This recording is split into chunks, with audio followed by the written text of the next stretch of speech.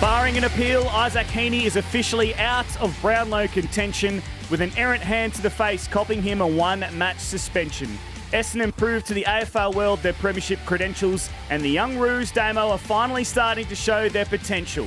After 11 years, the new coach of the Eagles is the AFL's newest mystery, while Toby Green just quietly became the equal most charged player in AFL history. To dissect what has already been a massive week in footy, this is Triple M Footy's Midweek Rub with St Kilda Hall of Famer Lee Montagna. Hello, Rabsy. There's a real air of just everyone's up and about in the building here today. Up, aren't they, after the radio ratings came out and all the footy shows and everything. We are airborne at the moment, Triple M. Oh. Speaking of airborne, 2010 Collingwood Premiership hero Daisy Thomas. Thank you, Rabbit. It's great to be here. I like the way you rhyme some big words today. Yeah. Intention, suspension. It's not easy to do that, so well done. No, it took me a while. Credentials and potentials. Yeah. And the busiest man in footy media, well, maybe now the second most busiest man in footy media, Damien Barrett. Yeah, and nowhere near the profile of the man who is amongst us today. And even though we've been told, don't talk about it, we need to talk about something, Dace. We can talk about the ratings as much as you want. We Triple can. M, Joey touched on it, airborne. Airborne. Airborne. Everyone's got a strut, but there was one person, Damo, that had a bigger strut than everyone else this morning. What time is your alarm set for Monday morning, Dace? I haven't. It's a long way away, Damo. Why would you ask that question?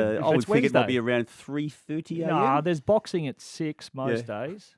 You're going to be busy for a while. Congratulations, Dace. Congratulations. Well, look, it's been 14 years, but we will celebrate it on Friday night, the Premiership reunion. So, look, we're sort of backing over a little bit of old ground, and we have been doing them since the 5-year mark. But I appreciate the sentiment there, boys. But, looking forward to a nice reunion. Are you an early morning man? I don't mean get home early morning. I mean get up early morning, because you feels like you might be having to get up early for a little bit. Yeah. I'm still not sure where you're going with this. Is this? I'm just asking, are you an early morning? I read something in the paper yesterday. I am going to Europe, and I have been getting up early to go to boxing. Is that where this is going? I believe everything I read in the paper.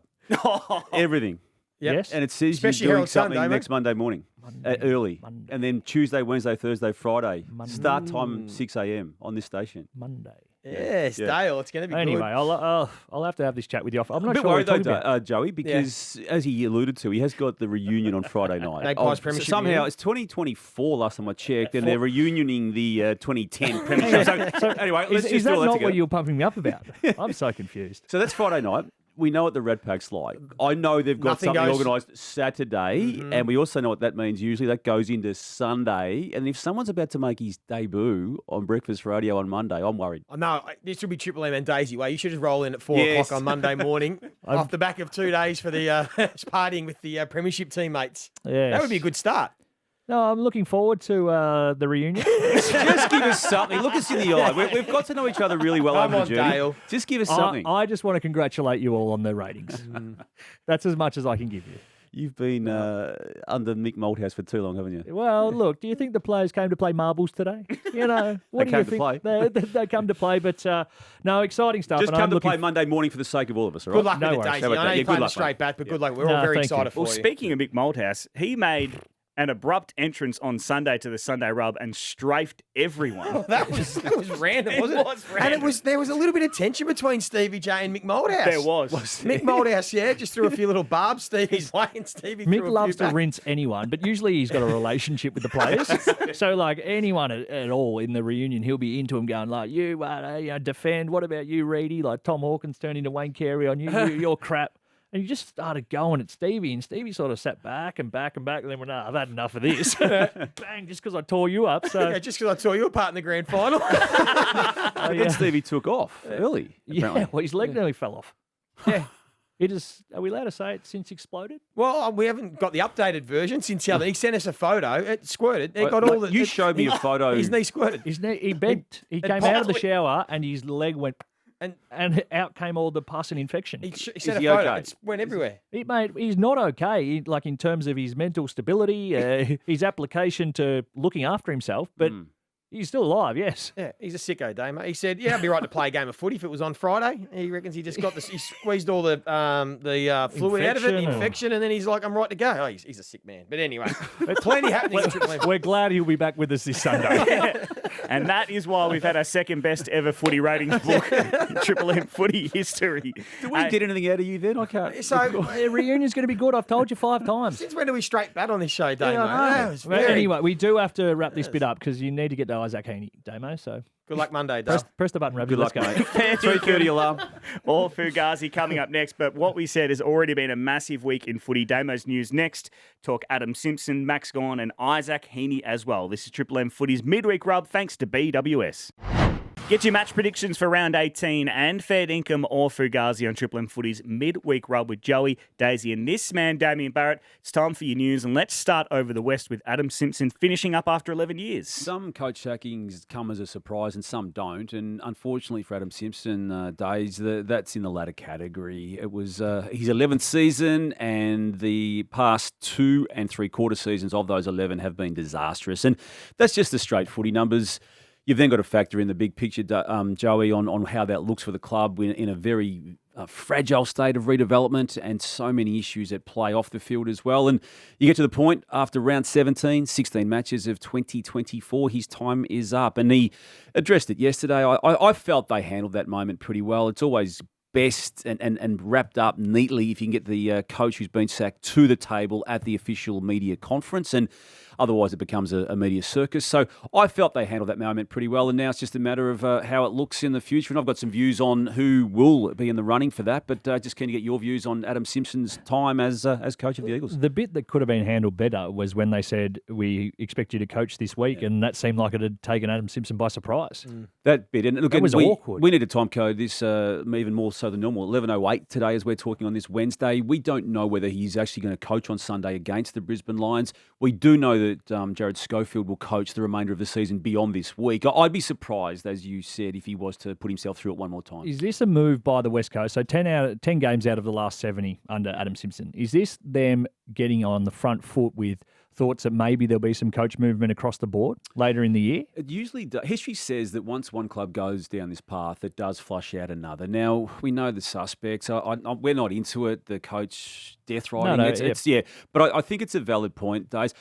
I though think this is in isolation to the bigger picture. They had this conversation this time last year, and that was when Don Pike was initially approached to be a potential coach replacement of Adam Simpson. And he was going to, at that stage, bring in, at least by way of it being put to him, the potential of Dean Cox coming in. It's why I feel, and we've seen this before, that you can be favourite on day one of the coach search and not get a look in. But I feel he's just a natural fit to be at least asked and to go through the entirety of the process regardless, Dean Cox. Yeah, it does make perfect sense for it to be Dean Cox. He's ready. Stevie J's a big rap for him, talks about it on the Sunday Rub a lot, says he's terrific. And I mean, you just touched on Adam Simpson. It came to the natural conclusion. It was going to end.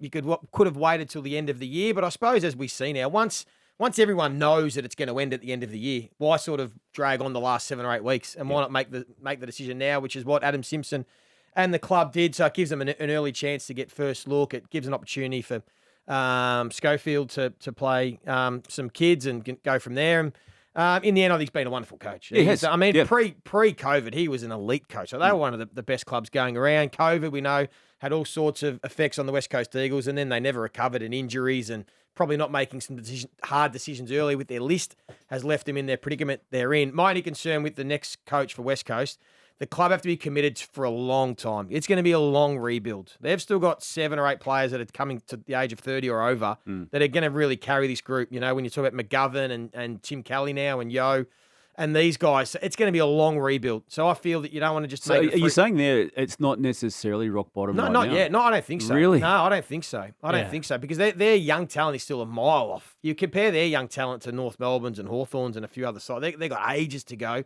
They're still reliant on their senior players to stand up. That's the issue. And a lot they of clubs haven't have senior players, but these guys, they're still their most 3 important players, arguably. Going forward, the same with Waterman. He's a bit younger. Even Cripps and a few guys are playing important roles, Yeah.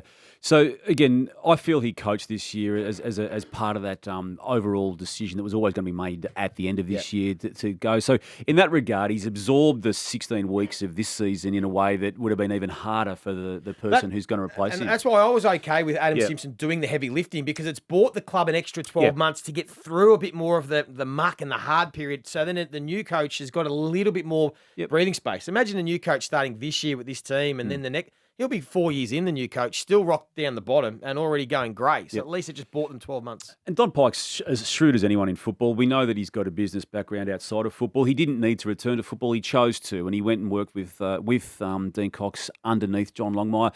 And out of nowhere, they got to a 2022 grand final. Then the West Coast came knocking this time last year. He ended up taking the CEO role.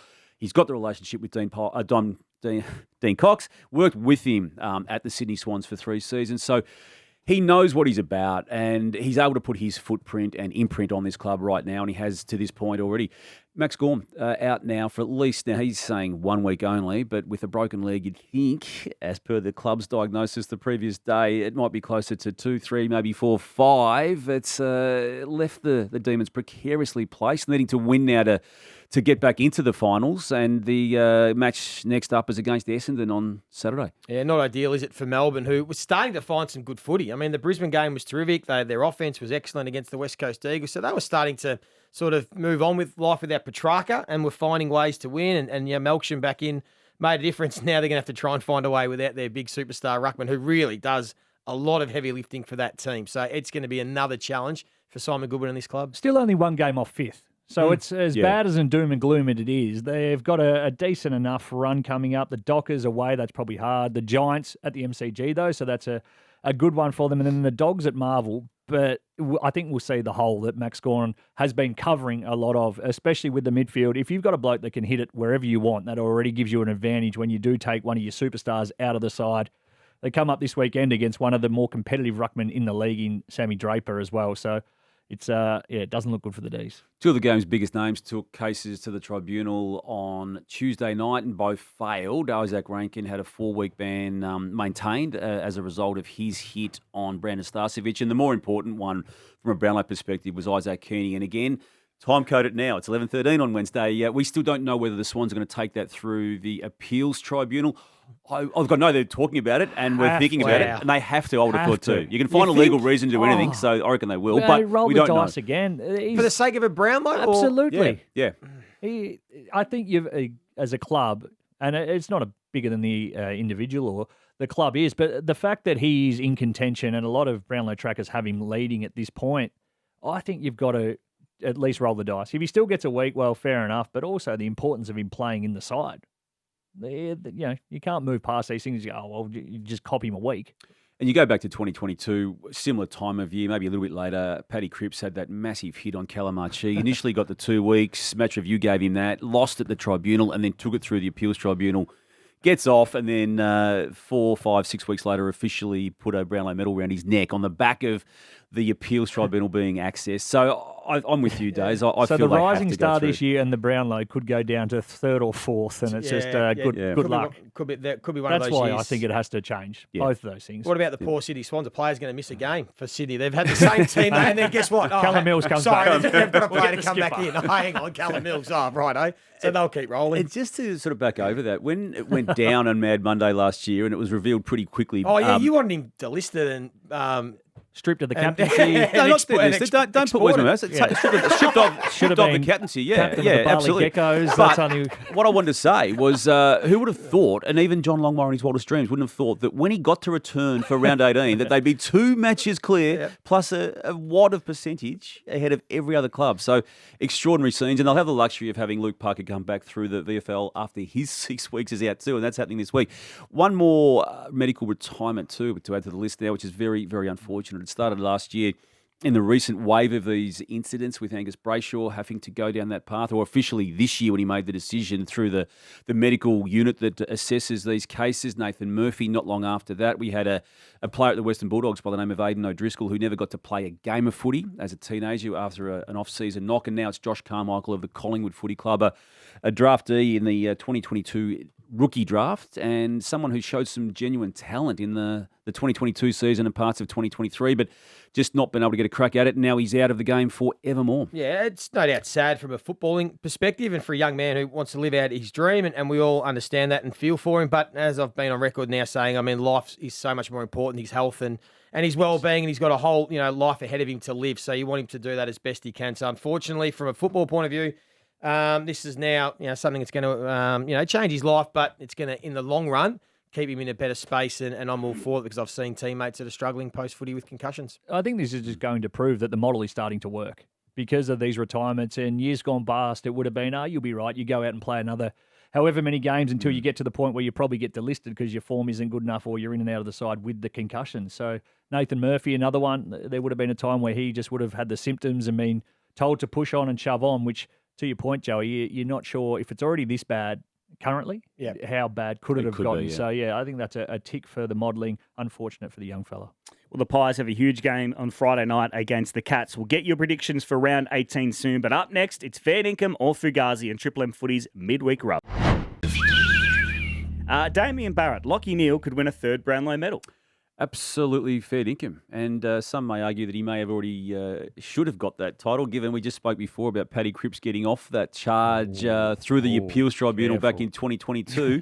No, I'm glad he won one, but he was going to be the recipient of it had he not been able to get off that charge. So, yeah, he's also finished second and third on top of the two he's already won, and I reckon he's had as good a 6 to even 9 week period in the past stretch of matches as anyone in the comp. So fair dinkum, Rabsy. Joey, you work at the club, so you can claim this bloke. Josh Tracy could be Freo's best key forward since Pav. This is an interesting question. I'm going to say Fugazi because I actually think Jai Amos will still be better in the long run. Josh Tracy, no doubt at the moment, is having a wonderful year and has come along in leaps and bounds, but I've still got high hopes that Jai Amos, I think, will be a better player than Josh Tracy, but together they're going to be pretty potent for the next 10 to 15 years. Lucas and Lloyd type of that's a good one. Yes. Cloak and Doors. Who else? I'm trying to think of another combo. That was probably easier than Doors. Right. Carey and Longmire. Carey Longmire, good one. Ablett and Brownless. Yes, Burrett and Dunstall, that sort of setup. Daisy. How's it go? Do it again. Ball.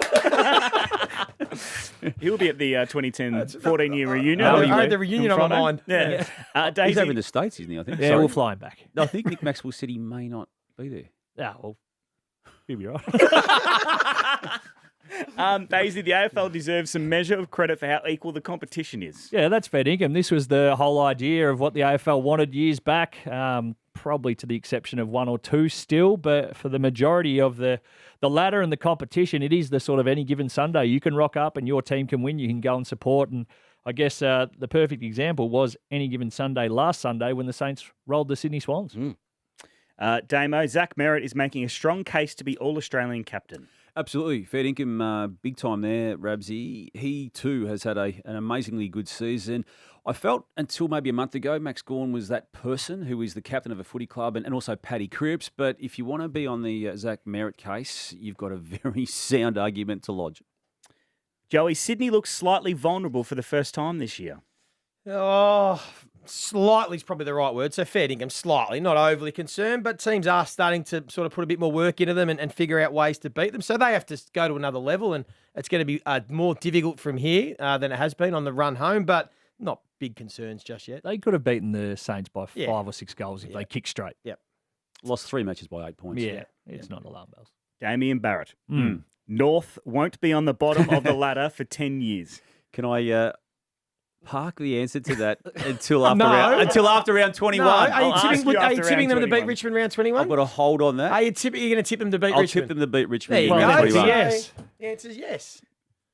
Fair dinkum. Yeah! We got it! He's back! Where's the confetti? No, in all seriousness, I now love. There's 5 weeks of a body of work to deal with now, and the bookends of that: win against West Coast, win against Gold Coast. The best performance was the 9 goals clear they were of Collingwood. They lost that game. The week after, they take your Kangaroos duffel coat No, off. settle I down. I need to see more, but it's been a good 5 weeks. Come on, they're still down the bottom. Come on, Damo. Don't celebrate 2 wins for a year. Oh, the Gee whiz. Kangaroos, You've been asking me for 6 years. Yeah. I've been bagging them. I'll finally give them something and tell me off. Yeah, calm down. Well, one of the players who is a big reason why they've won on the weekend is, of course, Harry Sheezel. Daisy Thomas. North should cut to the chase and make Harry Sheezel captain next year. I'm going to say Fugazi. I think the kid's doing a great job at the minute without having to have the extra pressure lumped on him. He looks like someone who will handle it, but still, why you've still got some real quality older blokes there. Ajay Simpkin at the moment, of course, LDU, who's just shown faith to re-sign. there's probably a time and a modelling that you could probably see them and him doing an apprenticeship as a vice captain, and then seeing whether or not the role will affect his footy, because that's the last thing as a North fan you don't want to see. But right now, I'll say Fugazi. Every time you hear him speak, he is Oh, so he's impressive. unbelievable. It's He's so very annoying. good. Yeah. These kids come in now, they're Yeah. media trained. When we were coming in probably me more so, Joey, from Gippsland, just a little bogan with dreadlocks. Yeah. He's very Terrifying. impressive. Joey, GWS's win showed they're still a potential force in 2024. That's fair income because their best is as good as anyone's in the competition. We've seen it. We hadn't seen it for a while. We lost faith. We finally jumped off last week, and then they deliver that. We know their upside and their height, their ceiling is there. We just haven't seen it consistently enough. It'll be a big 4 weeks for them to see if they can maintain that.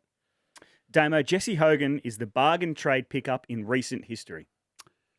I'm going to say fair income, and as I'm saying that, I'm trying to think of some other bargain pickups. But to get him as they did into his third club, Was with it about all a third the, or fourth round pick, was it? It was a late, would it have was been a third. effectively nothing. Nothing, yeah, and I don't think there was a second suitor either. That's the other thing. It was either finish up or maybe go back to Freo. But ultimately, what he's been able to do, and just even looking at him too, his body is now footy fit, and it's probably a credit to him as to how he's managed to get through all of that. I still go back to his first or second game when he took on Alex Rance, and I think he only finished with 3 goals, but he ragdolled him at an early stage of the first or second quarter, and you just knew straight away. But commitment to the cause hasn't always been his strongest point, but it has been as a Giant, without question. Looks happy Yeah, and nice. healthy, which is obviously a big thing.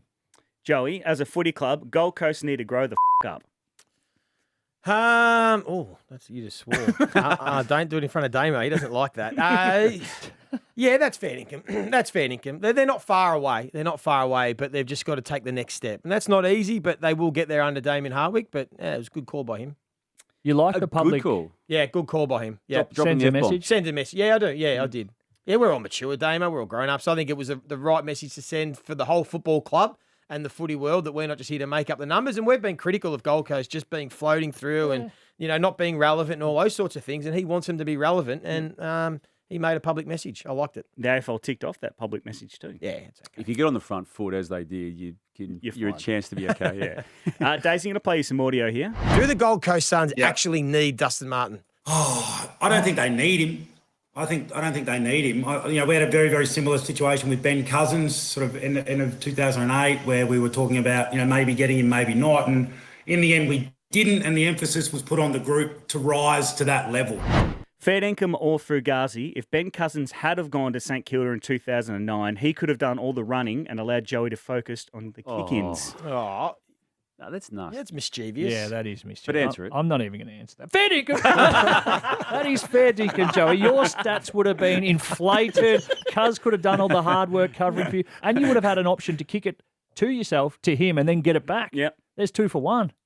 This has gone too far now. The people are stopping him in the streets now, talking about this too. It's taking Kickins.com is going global. away from I was a prime midfielder in 2009. It's taking away from that. Wait till the Carlton draft. There'll be a lot of kick-ins. I'm telling you what. How is your training block I'm going? still struggling. I haven't gone down to footy training yet. Finally, Damo, got to play you some audio. 7 seconds remaining. Ruby North hanging on by 4 points. Heat up the spar, too. Mrs. Chu. Heat the spar. Be prepared. Get numbers behind the ball. From the ball up, 3 seconds remaining. 2 seconds remaining. North are home. Zurha. Clearing kick. And there goes a siren. Kangaroos have defeated the Suns by 4 points and recording their second win of the season. North Melbourne 13-9-87 to the Suns 12-11-83. If the AFL goes down the NBA path of home commentators, North's first call should be to Ashley Chewer, press blue for Chew. Absolutely fair dinkum. I've got the softest of soft spots for the Chew man. Of all the people I've come across at Triple M, and I love the fact he's had now had a chance to call twice this season. And when you hear that, he nailed that moment. Absolutely nailed it. North have a huge game against the Swans on Saturday. We'll get your predictions next for the round 18 games on Triple M Footy's midweek rub. The 2010 Premiership Collingwood players would have gone into BWS to get their booze for this week's games because Friday night they'll be celebrating against Geelong. Daisy Thomas. Hopefully the staff have. We're not opening our wallets this weekend one bit. This is the get back. This is going to be a cracking game. I cannot wait. Big ramifications for the Pies, who are currently in ninth if they do drop it. So I'm just going along the backs to the wall. You can't fault the Cats. They've won their last two. The Pies have lost their last two. But I'm just going to go backs against the wall, put on a show for the boys. Can't the Pies. Massive occasion, isn't it? Massive game. Like Geelong have got their mojo back, and I haven't liked what I've seen from the Pies, particularly defensively the last couple of weeks. They just don't look as invested as they did last year. Now, they can turn that around if they've made a commitment to each other during the week and made that pact. But from what I've seen the last couple of weeks, I have to tip Geelong. Attitude over system, though, is easier to fix. Yeah, it is, yeah. If you've got holes defensively because of your system, then you're in trouble. I think if it's just a work rate thing, you can give a couple of spray and say, sort it out. Geelong for me too, Rebsy. I just... Stopping looking at Collingwood as being the reigning premier, I'm just looking at him as a team that's really struggled with injury and is now out of form. So, Cats. Hawthorn versus Fremantle down in Launceston, Joey. Oh, Dockers. Keep rolling. Yep. I'll keep rolling. I think so. No, it'll be this will be an arm wrestle. This will be a low-scoring arm wrestle. But I've got to stick with my boys. I think Fremantle are going beautifully. Yeah, same. I'm worried about the venue in terms of the footy tip component to this match, but Dockers are the better team and they've got some serious form going on. Yeah, I'm with you. Dockers, I think they're going to be a real sneaky one. They got a nice draw too coming up. You said it earlier, Damo. You are fully back on the North Melbourne bandwagon. Can they beat the Swans up at the SCG on Saturday? I reckon they can give them a bit of a run for money, but not going to go near tipping them. Yeah. Yeah. But I think they should. Their midfield should have a good, genuine crack at the Swans midfield and just see what happens. They'll be competitive. Griffin Logue potentially could come back for his first game from the ACL and everything else about them. They're going really well north. I think they will be competitive, but Sydney have to bounce back. They'll win. Yeah, I think a bad time for North to get Sydney, although history tells us it will be closer than we think. And Core and Compton have got a really good thing going on down back for North. Yeah. That is good, and Core's really fought through a slower start to the year, but he's been so important recently. Sydney have been solid for a long time. North pretty average. Last few results: Sydney by 3, Sydney by 38, Sydney by 11, Sydney by 14, Sydney by 11. Yeah. So a matchup that North will have some confidence going into. We'll stick with you, Days. The Bulldogs versus Carlton under the lid at Marvel Stadium on Saturday. Well, another massive game. I'm officially on the record as saying get your Sharpie out and put your line through the Western Bulldogs. They're done for the year. The Blues will win this game, and by doing so, done for the year. Yeah, they've got the Cats, the Swans, the D's, and the Crows. 3 of those away after this game. So I think they are kaput.